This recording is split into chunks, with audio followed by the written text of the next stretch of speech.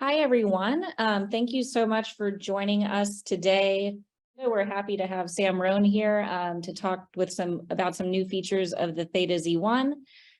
We are going to cover the new AE bracketing mode, tips for shooting in low light photography, and how the Insta360 ONE RS 1-inch 360 edition compares to Theta Z1. And just quickly, also wanted to show here a RICOH Theta introduction for those of you who are not familiar with the RICOH line. Beyond the Z1 of what we'll be talking about in a bit more detail today, we have the Theta X. It's the newest model, priced at about $800 USD. The best feature about it is it has a large touchscreen panel, so it's easier to use, which you can see in the below right on the screen here, with good memory storage and a replaceable battery and memory card, which is also a new feature to Theta cameras. We also have some more consumer-friendly, easy-to-use models, the Theta SC2 and SC2 Business Edition, at a little bit lower price point and quality for those just getting started with 360 photography. So you can learn more about all the different lines at theta360.com. And Sam here is an expert on all and can answer any and all questions. So with that in mind, I'll hand it over to Sam for a little introduction, and he will start on our new AE bracketing mode.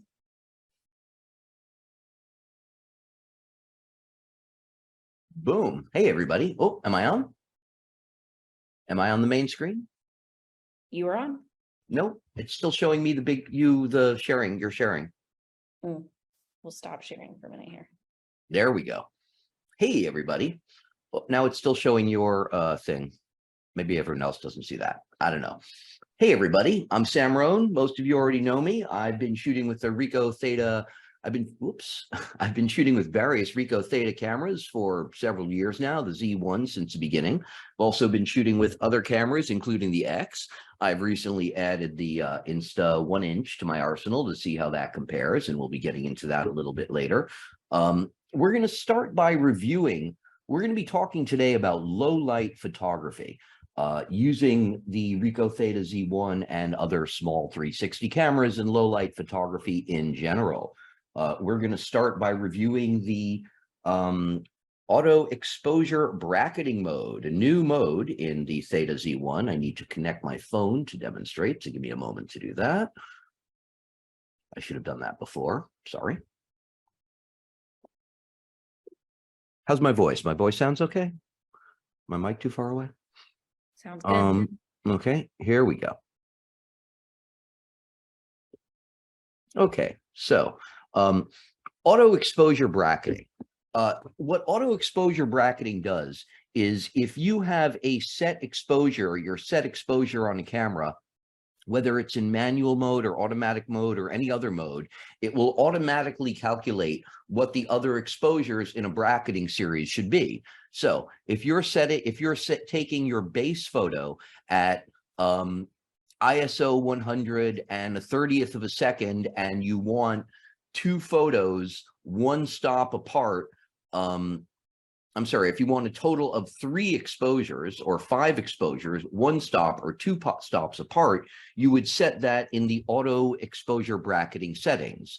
So if I was shooting my base exposure at a 1/30th of a second, it would also shoot one stop at a 1/60th of a second, one stop up at a 1/60th of a second, and one stop down at a 1/15th of a second, and at half of that and double that. I just explained those numbers wrong, but I'll get back to that.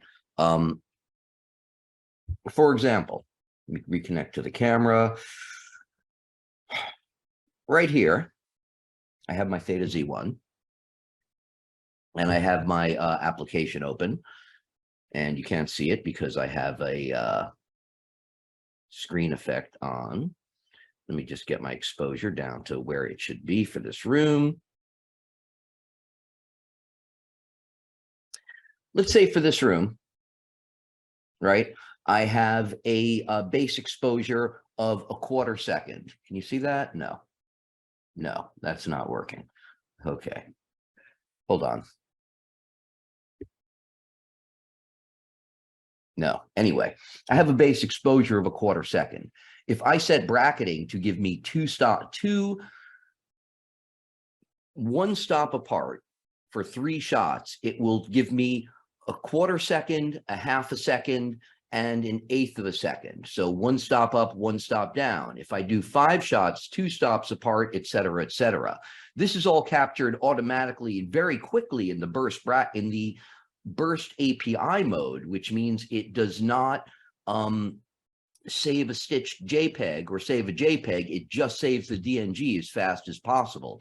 So this is the best mode to use for pretty much all shooting with the Z1, and we're going to be exploring it a bit with the with low light photography today. Kellen? Yeah, so Sam, on the bracketing mode, I know you gave a quick overview. Are you able to go through how to get that on Z1? Okay. To get to the bracketing mode, we need to be in photo mode, of course. Doesn't work for video. We go to the, this would be better if I could show my screen. But on top of the screen, on the Theta app, there's a little gear when you're in shooting mode, looking at the camera. You press the little gear, then you have the shooting method menu. Let's see if we can see that. Yes, shooting method. Oh, come on. And you can see it sort of says stop that. It says AE bracket right there, right? And if you tap on the shooting method, you see you have the various options. Normal shooting, interval shooting, blah, blah, blah. AE bracket. So you choose AE bracket mode, then you go back, hit done, then you go back to the camera screen, right? And you will see, sorry guys, you will see that it's impossible to tell here, but you'll see in the upper right of the camera shooting screen, there's a little AE bracket indicator. I've recommended to RICOH that they should change the interface a bit so this mode can be more easily accessed without having to go into the settings. It should be just as easy as getting into auto HDR JPEG mode with exposed controls on the screen. Hopefully that'll be coming soon. Once you're in AE bracket mode, remember to turn it off when you don't need it anymore. That's all. Excellent. And tell us a little about, the points that you really like about this mode as a photographer. I love this mode as a photographer. This was actually my original feature request when I saw the Z1, when I used the Z1 for the first time. This is how you normally use bracketing on a DSLR or, mirrorless camera. For shooting 360, especially interiors, we almost always do bracketing. If you're shooting a static scene, a room, nothing's moving, bracketing gives you a greater dynamic range and lets you balance out uneven lighting, which in 360 photography is a good thing.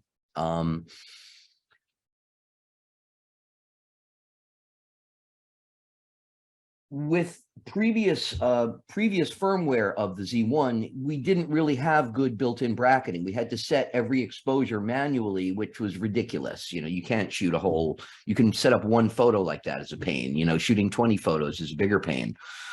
We did have Yoichi Hirota's excellent dual fisheye raw plugin, which is still very useful. That was how I bracketed before, but it has a few disadvantages. There's no remote app for iOS. And there's no full manual control. With the AE bracketing mode, we now have full manual control over bracketing, the same as with the DSLR. No other camera has that. This is the big flaw with the Insta360 ONE RS, which is a lovely camera, but it has no built-in, there's no way to manually control bracketing, which makes it useless for low light photography. Not useless, but less useful than the Z1.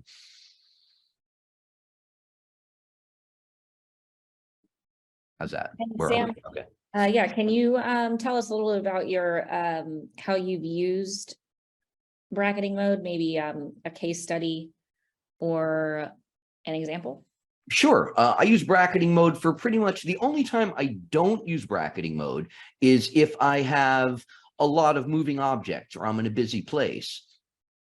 If I was in a busy street or I was in, let's say I was at a bar or a restaurant and it was kind of dark and I wanted to take a picture of, people sitting at the bar, having a glass of wine or whatever, you wouldn't use bracketing there because you would have too many artifacts from people moving. But if you're in the scene you can see behind me, right? This was bracketed. I shot this very late, like 2 o'clock in the morning, so I wouldn't have people or cars coming by to kind of spoil the shot. But in real life, this is so dark you can't see anything here with your naked eye, really. The bracketing, and I also shot side by side with the with a single exposure, and the single exposure will show me the dark parts, okay, but the bright parts will be too blown out. So when we get into the specifics of this shot, I'll, show you more specifically the difference between single exposure and bracketing for this scene. And I can show some others too. So bracketing is always an advantage unless you have moving objects which can create ghosting artifacts, we call them. If you have a moving object through the bracket set, it can show up in a couple places and they all look half washed out. You can compensate for that with masking, Photoshop masks, but it's more work. Generally speaking, if you're shooting moving objects like I was describing, just use a single exposure and do it a little differently. Static scenes, bracketing, that's the way I work. Excellent. Did you have any examples to share, or if not, we Sure. can move on. Hold on, let me get to make sure I got my sharing. Give me 1 second, please. Theta Z1, low light. Okay. Here we go. Make sure these are all good. Yes, those are all fine.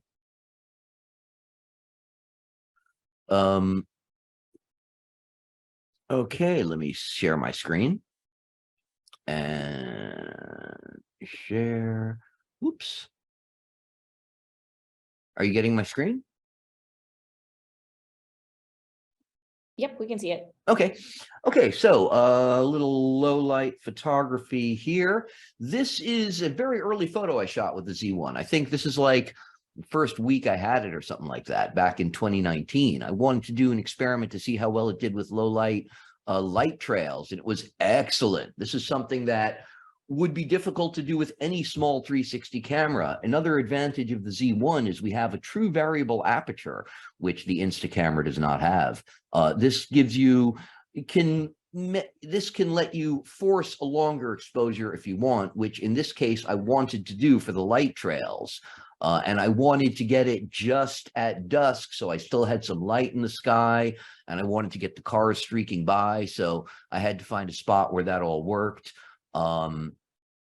And this came out great. I forgot to include the stitched version in this folder, but you get the idea of the light trails. This was a really excellent result from Z1 back in 2019.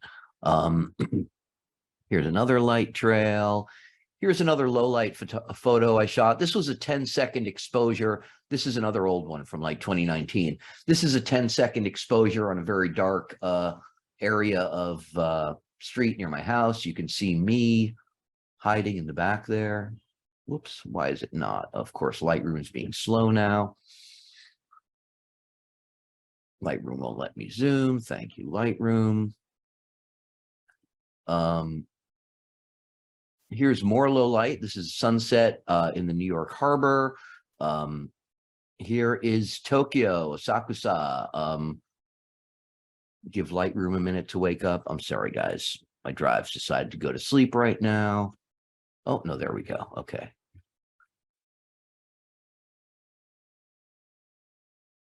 Okay, this is one of my favorite Z1 photos ever.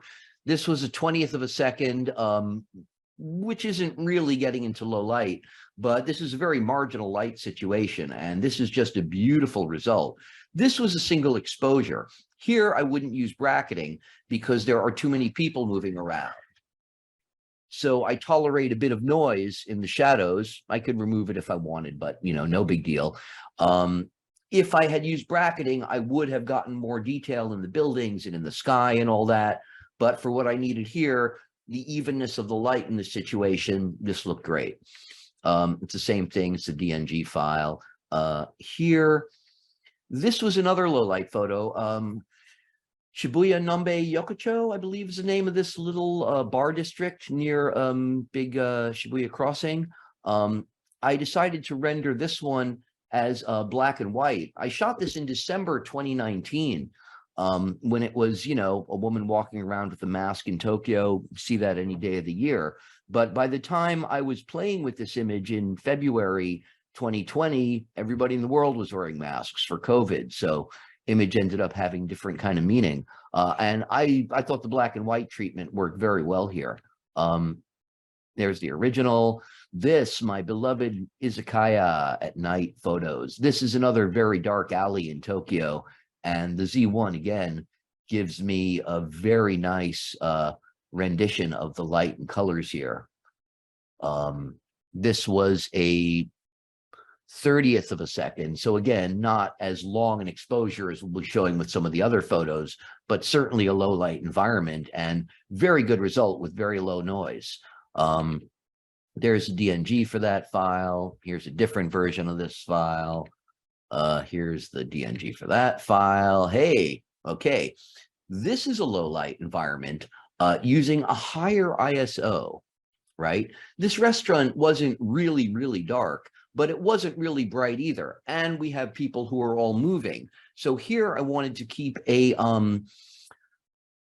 faster shutter speed so we don't get blurry or have to, freeze in an unnatural position for too long. And the ISO 800 in this situation is, it's a little noisier than if we were going for architecture and I had to over soften a little bit and there's a little bit of noise, but the overall result is wonderful. Everybody loved this photo. This is me and my friend Kiara and the Theta team in Tokyo in 2019. There's the DNG for that shot.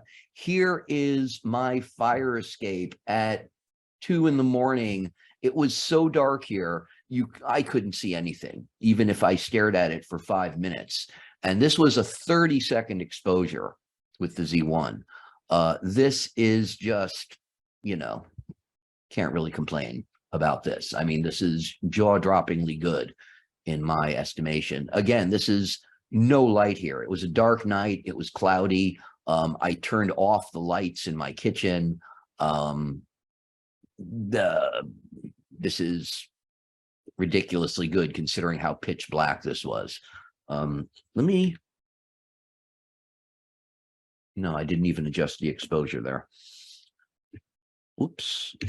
Sam, I'm going to chime in here with a couple questions as you're looking. Sorry. Yeah, please go. Next image. Does Theta give a final render image, or you need to process each image? You can shoot in HDR mode, in auto JPEG HDR mode in Theta. It will not stitch. No, it does. I believe it does stitch JPEG in camera, but it doesn't stitch DNG in camera. But everything I'm talking about is a developed DNG that takes a bit of hand developing in Lightroom. Basically, you can get decent results in some low lights environment using automatic settings and let the camera stitch, etc., etc. But the very best results are going to take some manual input. Great. And then we have another question about, do you have some comparisons between multi-bracket and dual fish eye raw? I think I do, but the results are basically identical. The difference between using dual fisheye raw and bracketing is bracketing, you get to choose the precise base exposure. The dual fisheye raw plugin chooses it automatically, which goes against my religion or something like that, but it always does an excellent result. I've never really been that unhappy with the dual fisheye raw automatic exposure. I might do it a little differently sometimes, but Yoichi did a great job with that plugin. The plugin is a little bit easier to use, maybe because you don't get to make any choices. So with the manual bracketing, which is called automatic bracketing, you have to make some choices if you're in manual mode, which is how you get the best results. Got it. And we have one more question. If you can go through your process to take a live bracketed picture on the Z1 and process it through Lightroom, then the Theta Stitcher. Sure, it's very simple. And this is another thing that I like about the RICOH Theta workflow versus the Insta360 workflow. And this is probably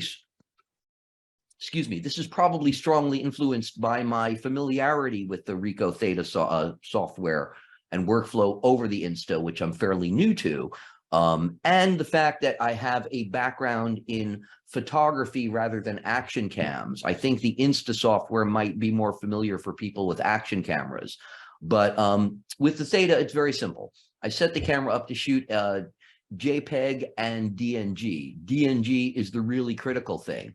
I set the ISO as low as possible. That is also critical for the best results. If you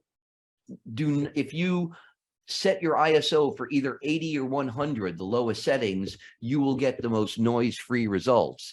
If you use auto ISO in an auto mode, your results will be much noisier. So you set manual exposure, you set ISO 100, then you can leave your aperture at 2.1 or 3.5, whatever is better for what you're doing. You adjust your base exposure to be, I've been doing this for years, so I kind of do it automatically. I need to think of it to explain it. You set your base exposure for what you want the middle to be, let's say 1/30th of a second. And then you decide you want 1 or 2 stops, 3 shots, whatever. You set that, and then you can use the exposure to preview. Okay, so what's a 15th of a second? What's a 15th of a second and 60th of a second going to look like to see if they are underexposed or overexposed. You do not want to blow out the highlights, and you don't want 3 photos that are all black. So this is basically how you determine what your base exposure will be. You set it up, you shoot it, and then you import all of these photos into Lightroom. You, at that point, can use Lightroom's HDR merge feature, which works pretty well. You might want to use different HDR software like Luminar or Photomatix, et cetera, but I use Lightroom. And then you merge them to an HDR DNG, which is very similar from what you get from the HDR DNG plugin at that point. You then develop that file as desired, and then you stitch it, and then you bring the result back into Lightroom, you play with that a little more, and voila, a masterpiece, like the one we have behind me. Amazing. Let's see, we have, let's do one more question, and then we'll kind of roll into our comparison with Insta RS. Okay. So next, Christian mentioned you get lots of ghost in dual fisheye raw. Is this ghost present with bracket? Well, the ghosting is not a ghosting is what happens if you shoot a bracket of moving objects. Boom, that's it. If you were to shoot the dual fisheye raw plugin, has a bracket mode and an HDR DNG mode. If you shoot dual fisheye raw in the bracket mode, it will give you the exact same results, other than the manual exposure that you would get from the whatchamacallit, that you would get from the AEB, auto exposure bracket mode. The dual fisheye raw HDR DNG mode has automatic built-in deghosting, which actually does an excellent job. compared to, pretty much all, every other, method I've seen.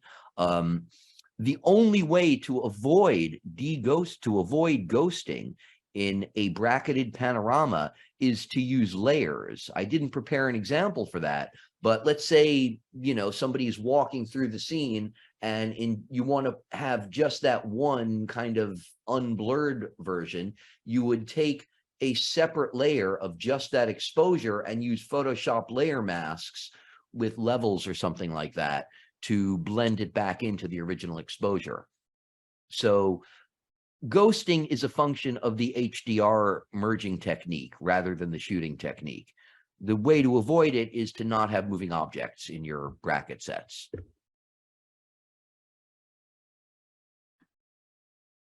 Thanks, Sam. I see we still got a couple more questions here, but we will come back to them. Let's move into the comparison with Insta360 1 inch. Sam, can you kind of introduce each camera? Give us a comparison, of the body, the different image qualities, and workflow. Okay, hold on just 1 second. Let me just get the right folder queued up. Okay, so the Insta360 ONE RS versus the RICOH THETA Z1. These are the two best, these are the only two 1-inch sensor 360 cameras available right now. RICOH THETA Z1 has been on the market for a few years, seen many software updates. RICOH's done an excellent job keeping this camera up to date. It is smaller than the Insta.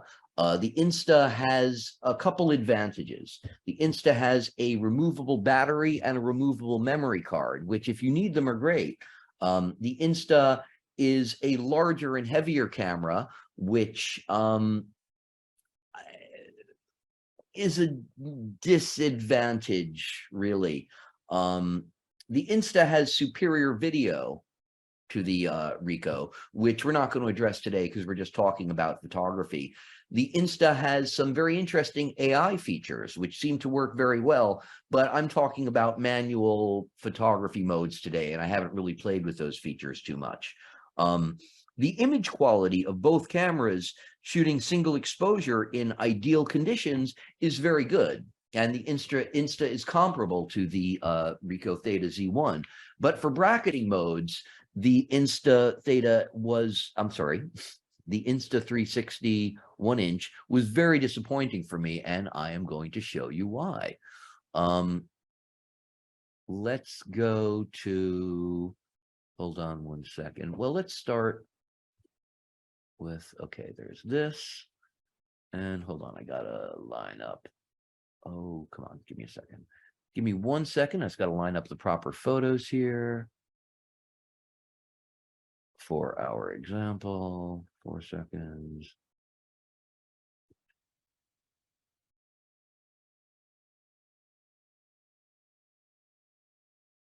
Okay.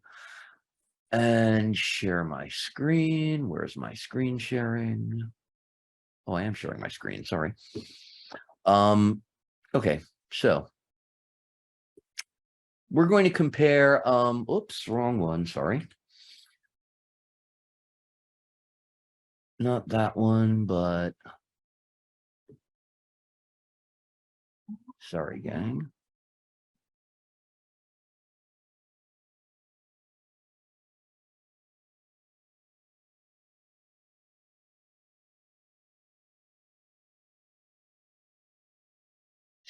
Where is the bloody, sorry guys, my photos are out of order here for some reason. Give me a moment.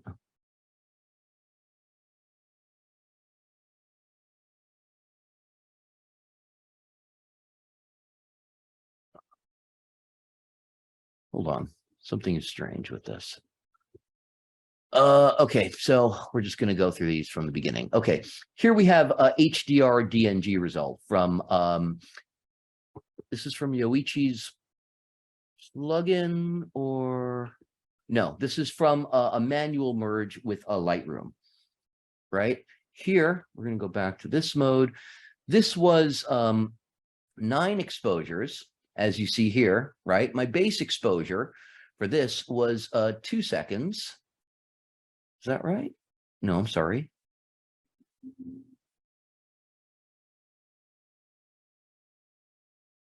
Okay. Here we go. Yes. My base exposure here, right, was 2 seconds. I'm sorry. Base exposure is, where's the 4-second photo? Ah, the 4 seconds at the beginning. Right. Okay. Base exposure here. Sorry. Excuse me, guys. One more time. Okay. Our base exposure was 4 seconds, right? This was more or less how the scene looks to the naked eye. It was an interesting night. We had a lot of fog, actually, which makes some of the distant lights look kind of interesting. This is kind of how this looks walking by on the street. And this was my base exposure, 4 seconds at ISO 80.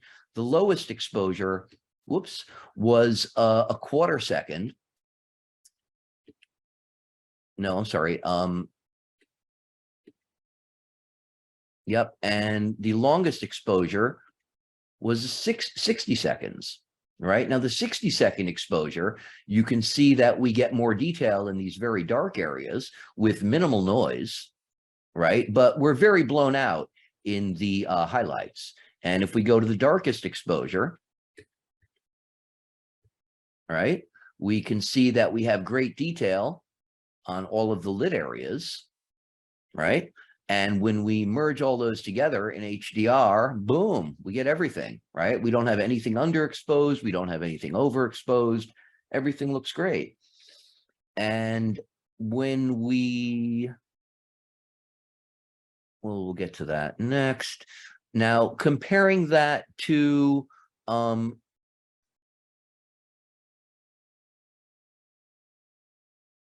anyway, this, we have that. Now we have the, we're going to compare that, the merged HDR from manual bracketing to a automatic HDR mode shot in the camera. And here, right, we have the normal camera bracket, the normal automatic in-camera HDR mode versus the AEB bracketing mode. And you can see that the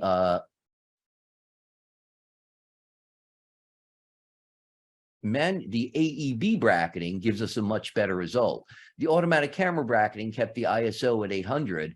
This makes the photo come out of the camera much quicker, gives you shorter exposures, but it does not give you, it gives you a noisier result, as we can see here, this area of the car. How am I doing for time here on this one? Am I rambling on too long? I'm talking about comparing to the Insta at this point. I should be. If we go to the, yeah, if you want to hop in to some Insta, that would be great. yeah, sorry. Comparing that to the Insta, right? The Insta, it gets kind of sad. So here we have the merge DNG from the Insta, which I believe is the best result that I could get out of that camera. And go to G, here we go. Now, unfortunately, it didn't line them up the same way, but we can still see what's going on here. Let me unlock these so I can compare the same area. Whoops, this is a different photo. Excuse me, guys, I got to go back.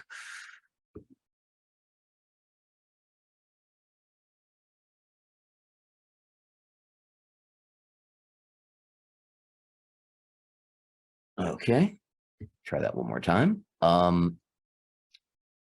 Okay, no, why is it giving me the wrong photo? Excuse me.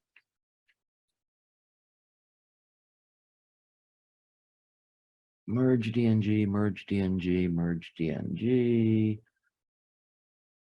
Okay, this one, the pure shot DNG, right, sorry. And that one, and excuse me, everybody, my file are a bit mismanaged today. This was the best result on the right here. This is the best result I could get out of the Insta, and this was a single exposure. The bracketed exposures Is this the right one? Yeah. No, that's the RICOH bracketing. Excuse me again. Sorry, guys. The Insta bracketing is the Pure Shot. The naming on the Insta is kind of confusing for me. Here we go.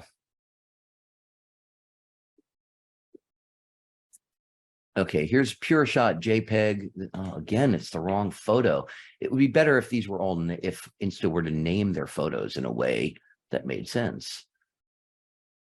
And just give me 1 second to find the right photo, the merged.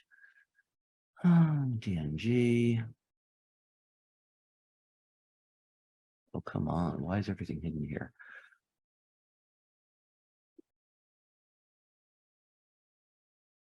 Okay, Pure Shot DNG, Pure Shot DNG, merge DNG, merge DNG. Here we go. Merge DNG and the RICOH DNG. Sorry about that. Okay, so here we have the merged HDR DNG from the Insta. This is apparently the best result that, again, it's the wrong photo. Oh my God. This is apparently the best result. I'm comparing the wrong photos here, but using the Insta bracketing mode in low light is unsatisfactory results, as it does not allow me to control the ISO. It keeps the ISO at from above 200 for the entire sequence. The RICOH, which lets me keep the ISO at the lowest setting, you know, there's very little noise, you know, involved here. In these areas where we do see noise, this is pitch black to the naked eye. So we're looking at areas taken from a 60-second exposure. The Insta results, I'm sorry, again, these are a little bit disorganized. Let's go, turn off the attribute, turn on the metadata, turn on the Insta camera. Okay, the Insta.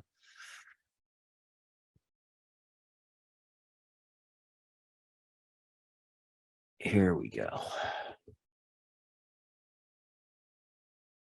We can see from the Insta Pure Shot result, this is a single exposure, 8 seconds. This is okay. You know, this is like an iPhone in normal mode without any enhancements. Again, I'm not sure I'm using all the Insta features properly, but I was not thrilled with the results. The file management for me on the Insta is kind of confusing. Here we go. This is the one. No, this is the one I'm looking for. Right.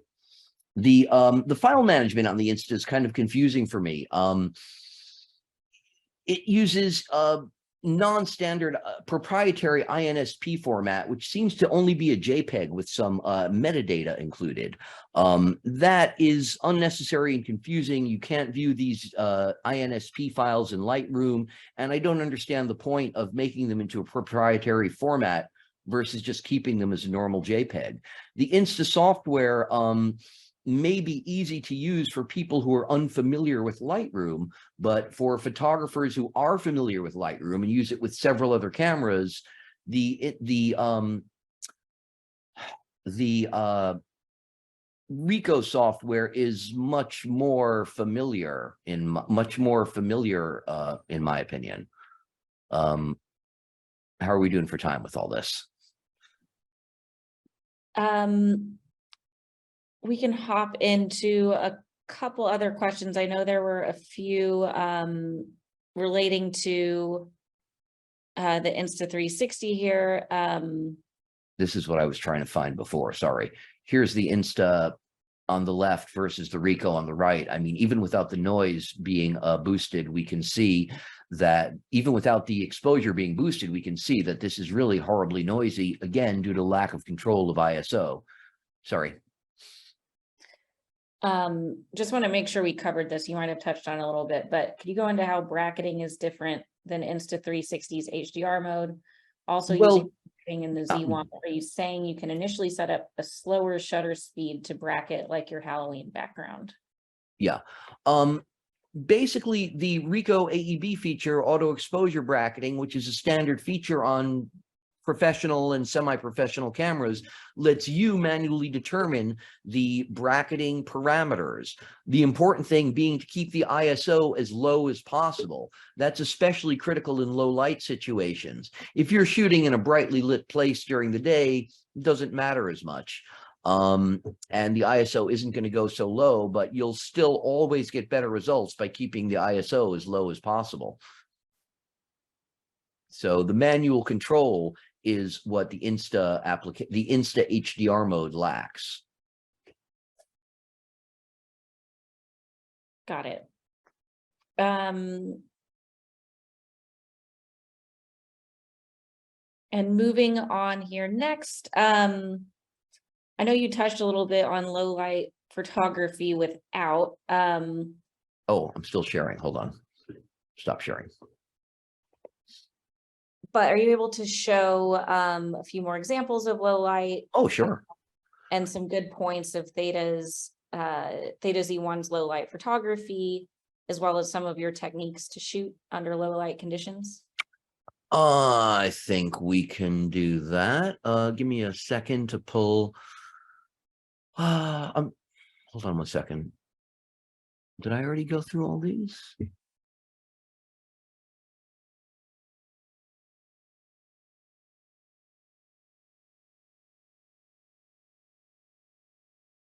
Okay.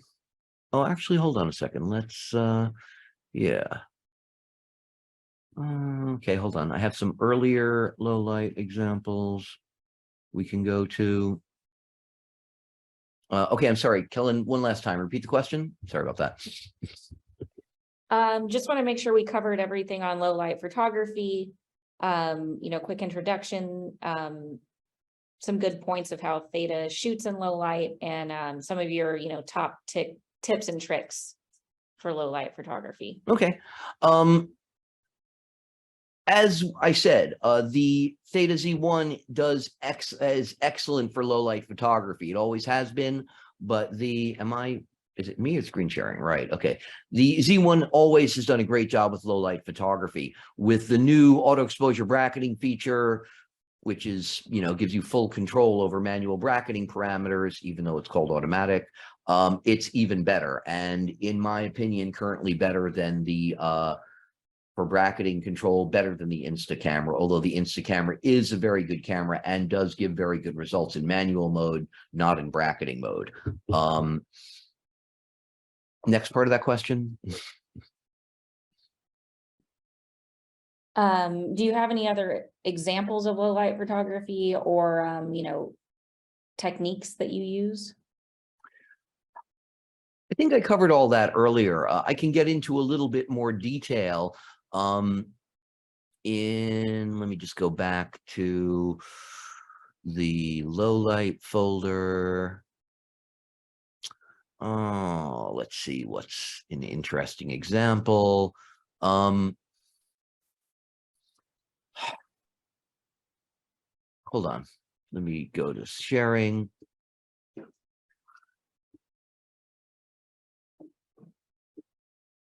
Okay, am I sharing? You are? Okay. The most, for low light photography, the important thing I think is to choose an interesting location where there is interesting light, and to understand exactly what low light means. If you're used to shooting photos during, just business photos in well-lit commercial or residential interiors, you may not have the opportunity to shoot any low light stuff. If you like shooting sunsets or, moody kind of locations, or people working in a low light environment, then you will, be more in these kind of situations. But the important thing is to understand where you have enough light to make a good composition and a good balance of, illumination, and what you can recover from the shadows of the image. And that takes a bit of practice. I know from experience that with the RICOH THETA Z1 in a single exposure, This is a single exposure, no bracketing. It would be a little bit nicer if I had bracketed, but I knew from a, let me just go back to the develop settings here. And if we look at this single exposure without any enhancements in Lightroom, that's it, right? You know, this is how this image came out of the camera. 30th of a second, ISO 100, and, you know, a little magic in Lightroom, and ta-da, it's gorgeous. Big part of that is Tokyo is beautiful at night. Asian cities tend to be much better lit at a street level than Western cities for some reason. Not sure why, but it's true. Trying to do the same kind of thing in New York, I would need bracketing. In Tokyo, there's more even illumination, so bracketing is less necessary. I see we're starting to get a little short on time. Does that answer that last question, or am I rambling again? No, I believe that answers it. I was just going through our questions here. I know I saw Clay Moorhead answered, can we get a burst mode with AEB soon? Yes. That Insta360 does this. Yes. The answer to that is, I believe, yes. This is a suggestion from Clay Moorhead, who everybody knows. Hey, Clay. I believe we are going to get a burst mode built into the bracketing in the next firmware update, where we will be able to set a 0 stop difference, so we can just tell it to shoot 9 shots at 0 stops apart, which will give you 9 exposures at 9 shots at the same exposure in burst mode. Those exposures can be used for denoise stacking, which is another way to reduce noise in low light areas. And Clay or I or somebody will be explaining that in detail in a future webinar. Yuqing Guo, who I'm sure everybody knows, has excellent tutorials on that from a couple years back already. So denoise stacking is coming. Yeah, a 0 stop bracketing is coming. Yes.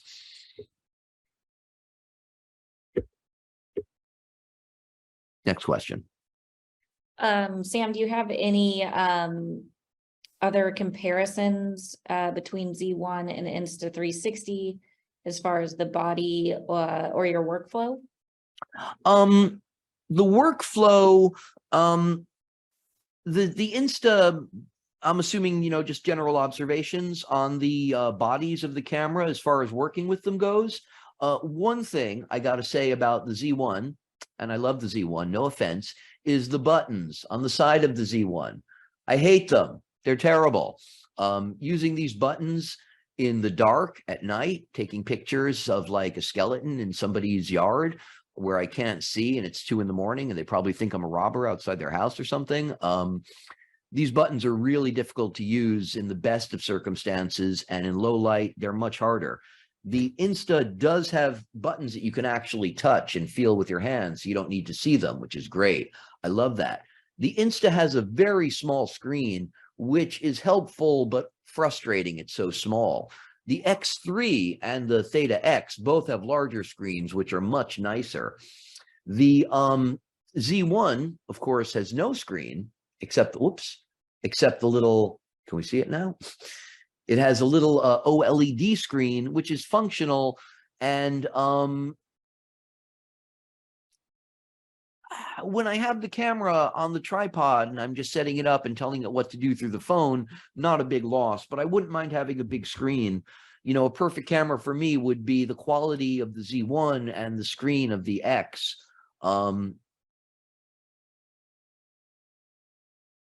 So there's a bit of room for improvement there with the Theta body design. The Insta is a little bit larger. It's modular. The whole camera comes apart, which is, I don't think it's that useful for me. You need to take the entire thing apart to swap the battery. So it's not like the Theta X or the Insta X3 where you just pop the card and the battery in and out. You have to take all parts of this apart to get the card or the battery out. If you were to drop it and break the optics module, it would be easier to replace that one part. is the main advantage I can think of. If you own other Insta body parts, you can put them all together, which is another advantage if you have the whole system. But for me, none of those things are necessarily huge advantages, except for the battery and card coming out. So I'm still with the Z1, but I want the screen. I want the Z1 with the screen and battery of the Theta X. Yeah. Next question. More questions. Rick Kramer pointed out a negative for the Insta360 ONE RS Hey, Rick. is that it overheats. Have you experienced that? No, but I have not used it. You know, I've only used it. I haven't used it like all day, really, you know, really pushing it. I haven't shot any video, you know, other than, okay, it works with it.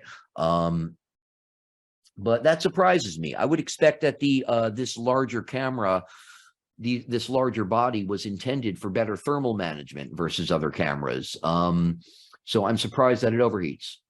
Didn't know that. Okay, thanks, Rick.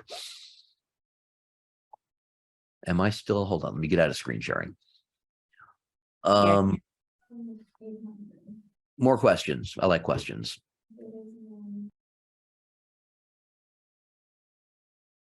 I'll be posting some of these images on and some of my results on Facebook in all the normal places where everyone finds me. RICOH Theta X group, RICOH Theta Z1 group, and 360-degree panoramic photographers on Facebook group. We have a few minutes left. Does anyone else in the audience here have other questions for Sam as far as the Z1, the Insta360, or low light photography?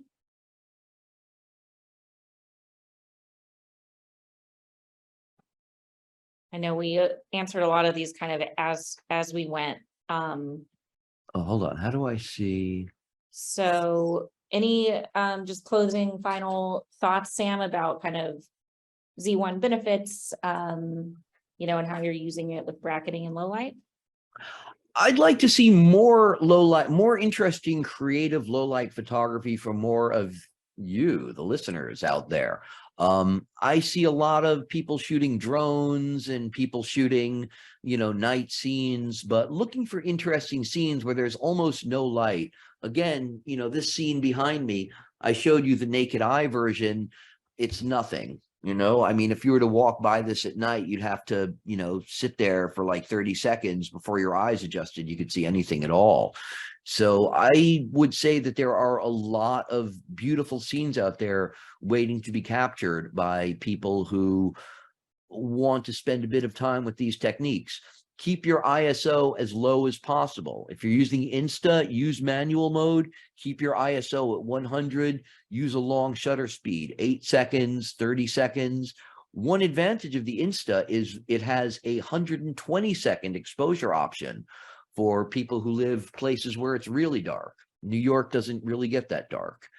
So experiment with more. I'd like to see more experimentation from more people in the 360 world, more creative photography, and, you know, more shops and offices and drones, skylines, everybody doing the same thing.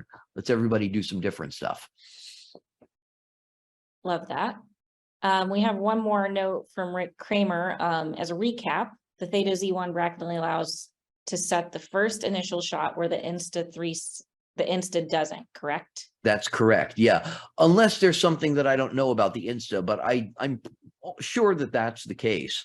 I'm not as familiar. Anything I've said about the Insta, anybody who's watching this and going, oh my God, he's an idiot. Why didn't he know? Blah, blah, blah. Tell me. I want to know. Yuching Guo, everybody knows fabulous Yuching, just released a video on Insta360 low light today. So I'm going to be studying that. Everyone should go watch that as well. But I know that the Insta does not allow does not have the auto exposure bracketing mode, which gives you full manual control of bracketing. It only has, the terminology is confusing here. So the only HDR mode in Insta gives you an automatically calculated set of exposures, which increases the ISO, which increases noise. Theta auto exposure bracketing, you can set the ISO as low as possible and you can get an HDR with less noise. So if you don't want noise in your HDR, there's my buzzer. If you don't want noise in your HDR, use Z1. Insta could update their software at any time. So, that could change. But right now, Theta is still the king of bracketing. And just saying, Rick also noted here, correct, the HDR mode in Insta360 does a great job, but automatically chooses everything for you. It does give you the similar individual stacked images, so you can stack them in Lightroom or Photoshop. No, it will automatically increase the ISO. If you look at those stacks, you'll see that you get here, let's do it. And again, if there's something that I'm missing, please let me know. But this is something I wanted to show before, so I'm glad that came up. The Insta stack. Okay. Just a second. Is this it?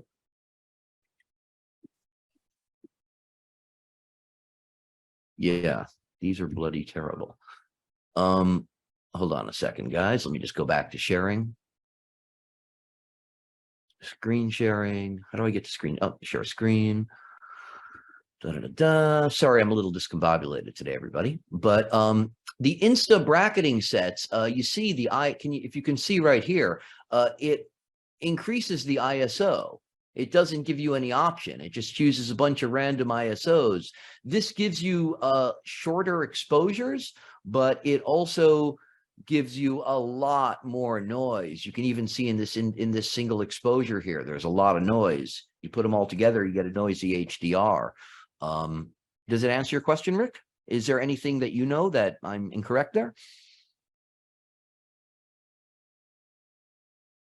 He said it does its own thing, just saying gives the option for single exported images, whereas the Theta rocks with locking in the manual settings. Yeah, well, it'll give you the single exported images, but they're going to be at a high ISO. To get proper bracketing with the Insta, you would have to set each exposure manually, which is a pain in the ass, as we say.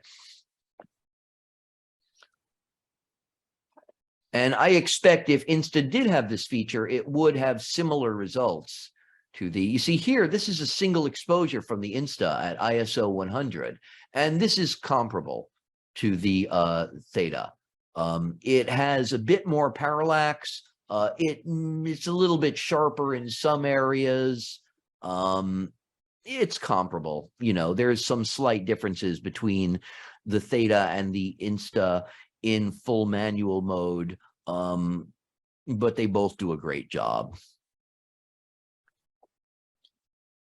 Excellent. And with that, we are at time. Oh. Don't see any further questions. So Sam, thank you so much for your time today. Everyone who is still here, we will be following up via email with that discount code so you can take advantage over the next week or so. And you can always hit Sam up on Facebook with any of your Theta and 360 photography questions. Thank you everyone for joining us today. Ciao, everybody.